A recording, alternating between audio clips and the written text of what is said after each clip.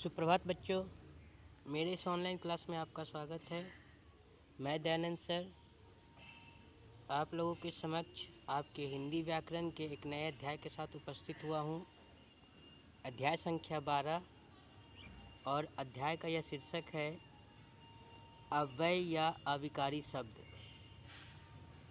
यह वीडियो इस अध्याय का पहला भाग है, तो इस वीडियो के द्वारा मैं आप लोगों को इसका सारा जो है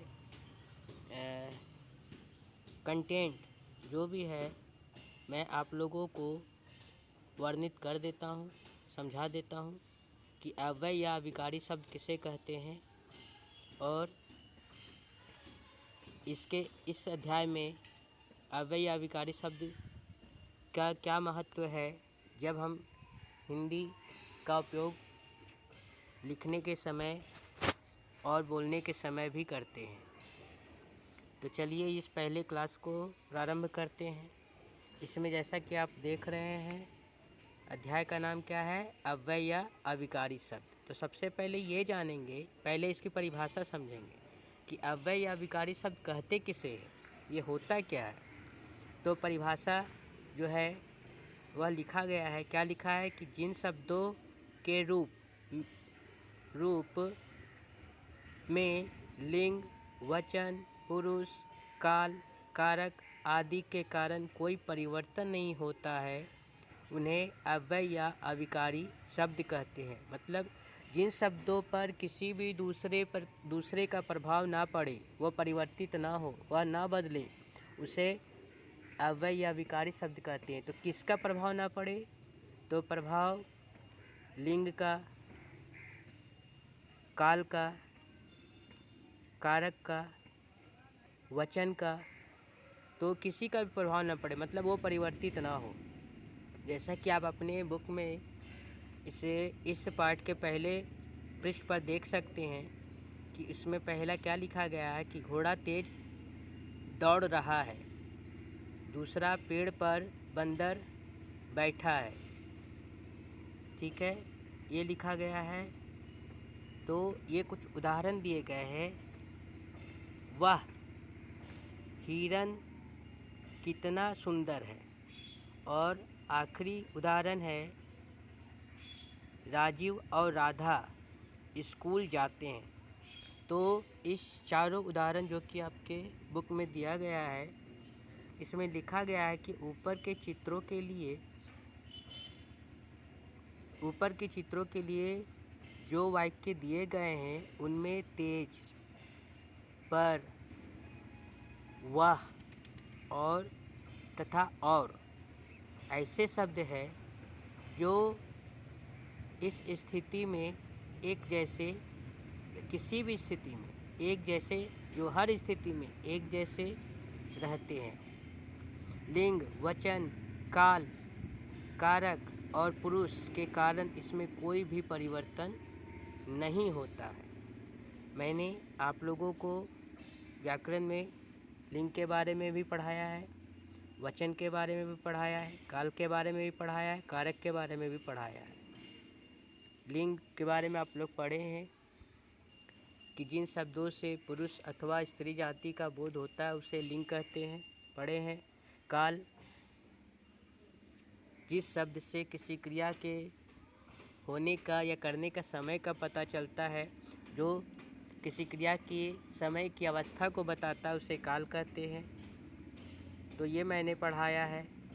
कारक मैंने पढ़ाया है कि संज्ञा या सर्वनाम के जिस रूप से वाक्य के अन्य शब्दों के साथ उसका संबंध सूचित होता है, उसे कारक कहते हैं। तो मतलब ये सभी अलग अलग चीज़ें हैं, लेकिन जब हम अव्यय या अविकारी शब्द में इस सारे शब्दों का प्रयोग करते हैं तो परिवर्तन नहीं होता, बदलता नहीं है, जैसा कि आप उदाहरण में देख रहे हैं। तो यह आपके पहले पृष्ठ पर यह लिखा गया है। ठीक है, अब जो है हम लोग बात करते हैं इसके भेद के बारे में। अभी हम लोगों ने इसका परिभाषा पढ़ा कि जिन शब्दों के रूप में लिंग, वचन, काल, कारक आदि का प्रभाव आदि के कारण कोई परिवर्तन नहीं होता, उसे अव्यय या अविकारी शब्द कहते हैं। अब आते हैं अगले पृष्ठ पर। तो अगले पृष्ठ पर क्या है? अगले पृष्ठ पर है अव्यय या विकारी शब्द के भेद। अब हम लोग जानेंगे कि अव्यय और विकारी शब्द के कितने भेद हैं। तो जैसा कि आपके बुक में लिखा गया है कि अव्यय या विकारी शब्द के कुल 4 भेद हैं। 4 भेद कौन कौन से हैं? तो पहला है क्रिया विशेषण, फिर है संबंध बोधक, फिर तीसरा है समुच्चय बोधक और आखिरी और चौथा है विस्मयादि बोधक। तो इस सारी चीज़ों को हम लोग जानेंगे एक एक करके कि क्रिया विशेषण किसे कहते हैं, संबंध बोधक किसे कहते हैं, समुच्चय बोधक किसे कहते हैं, विस्मयादि बोधक किसे कहते हैं। क्रिया विशेषण का भी मैंने वीडियो पिछले चैप्टर में, जब मैंने एक अलग से सेपरेट वीडियो मैंने बनाया है क्रिया विशेषण को, उसमें मैंने पूरे अच्छे से जो है उसको डिफाइन किया है उसकी परिभाषा के साथ। तो ये कोई नया चीज़ नहीं है क्रिया विशेषण। क्रिया विशेषण कहते किसे हैं?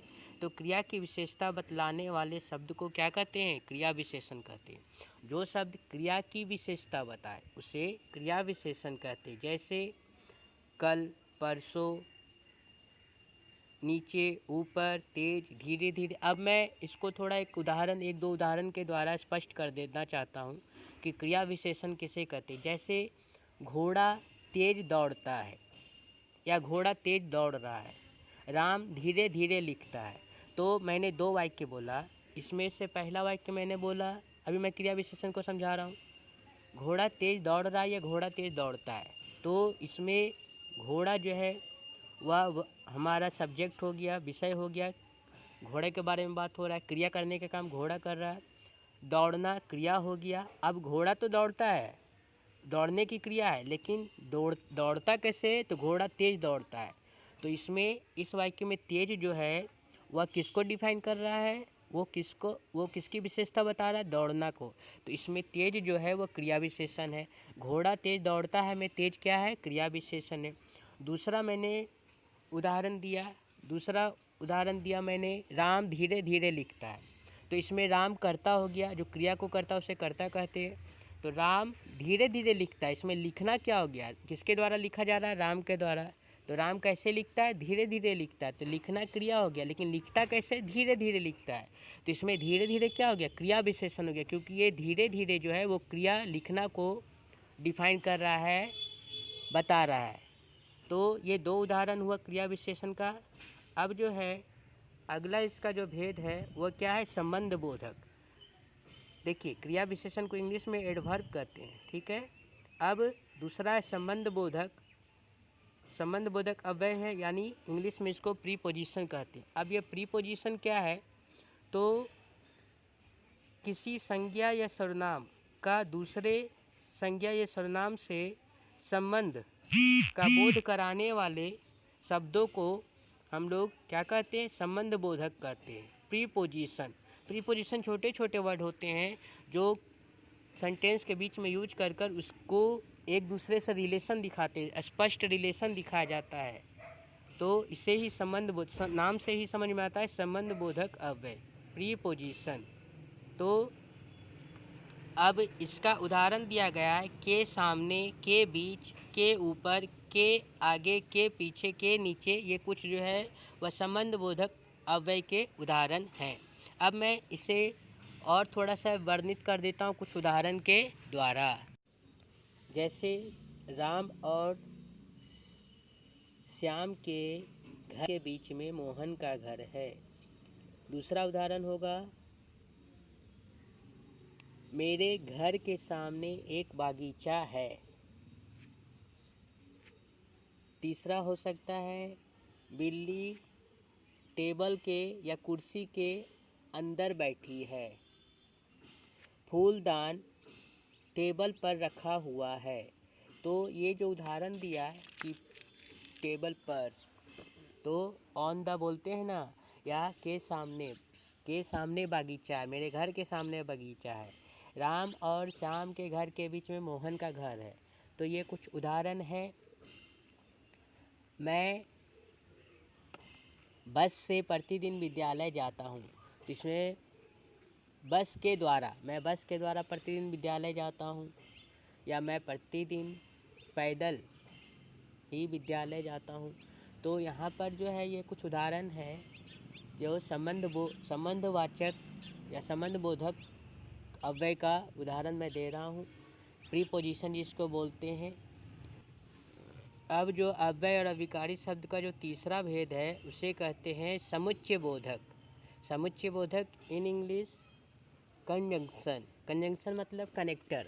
कनेक्टर किसे कहते हैं? जो दो शब्दों, वाक्यों या वाक्यांशों को आपस में जोड़ने का काम करे, ऐसे शब्दों को हम लोग क्या बोलते हैं? समुच्चय बोधक बोलते हैं। क्या बोलते हैं? समुच्चय बोधक, कंजंक्शन। जैसे दो वाक्यों, शब्दों या वाक्यांशों को जोड़ने वाले शब्दों को समुच्चय बोधक कहते हैं। यह जो है समुच्चय बोधक का परिभाषा है। अब उदाहरण और, एवं, तथा, किंतु, परंतु, लेकिन, क्योंकि, तो ये क्या है? ये कुछ छोटे छोटे शब्द हैं जो समुच्चय बोधक का उदाहरण है। अब मैं इसे कुछ उदाहरण वाक्यों के साथ इसको समझाने का कोशिश करता हूँ। इसमें जैसे बोलेंगे राम और श्याम मित्र हैं, तो राम और श्याम को जोड़ने का काम कौन कर रहा है? और। तो और क्या हो गया? समुच्चय बोधक हो गया, कंजंक्शन हो गया। राम विद्यालय नहीं जा सका क्योंकि वह बीमार था। तो अब राम विद्यालय नहीं जा सका ये एक वाक्य है, और वह बीमार था, तो ये दोनों वाक्यों को जोड़ने का काम कौन कर रहा है? क्योंकि जो है यहाँ पर क्या हो गया? कंजंक्शन का काम कर रहा है, कनेक्टर का है, समुच्चय बोधक का। तो राम पढ़ने में अच्छा है किंतु खेल में कमज़ोर है, या लेकिन खेल में कमज़ोर है, पर खेल में कमज़ोर है। तो ये क्या हो गया? यहाँ पर राम पढ़ने में अच्छा है, एक वाक्य हो गया। दूसरा, वह या खेलने में कमज़ोर है। तो राम पढ़ने में अच्छा और खेलने में कमज़ोर है, तो इसमें क्या आ गया? दो अलग अलग चीज़ें हैं, एक दूसरे का अपोजिट है। एक में पॉजिटिव बता रहे, एक में नेगेटिव बता रहे। तो इसको हम लोग लेकिन, किंतु, परंतु से जोड़ते हैं। तो लेकिन, किंतु, परंतु क्या है? तो यहाँ पर समुच्चय बोधक है। तो इस तरह से कुछ उदाहरण है समुच्चय बोधक का, कि जो शब्द दो शब्दों को, दो वाक्यांशों को आपस में जोड़े और एक स्पष्ट उत्तर दे, उसे हम लोग समुच्चय बोधक कहते हैं, कनेक्टर कहते हैं, कंजंक्शन कहते हैं। अब अव्यय अविकारी शब्द का आखिरी भेद है विस्मयादि बोधक। विस्मयादि बोधक किसको कहते हैं? इंटरजेक्शन। आप लोग पढ़े parts of speech, noun pronoun, तो कंजंक्शन इंटरजेक्शन होता है। तो इसमें क्या है? तो जिस शब्द से हर्ष, कृपा, खुशी, निराशा, आशा आदि का बोध कराने वाले शब्दों को विस्मयादि बोधक कहते हैं।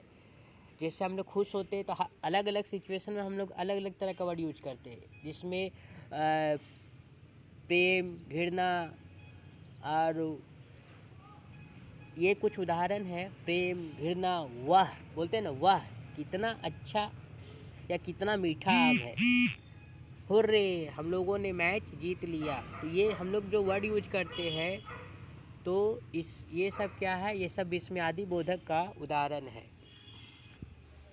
परिभाषा क्या है? आश्चर्य, हर्ष, घृणा इत्यादि का बोध कराने वाले शब्दों को विस्मयादि बोधक कहते हैं। जैसे आह, वाह, छी छी, बाप रे बाप, ये सब क्या है ना? ये सब कुछ उदाहरण है।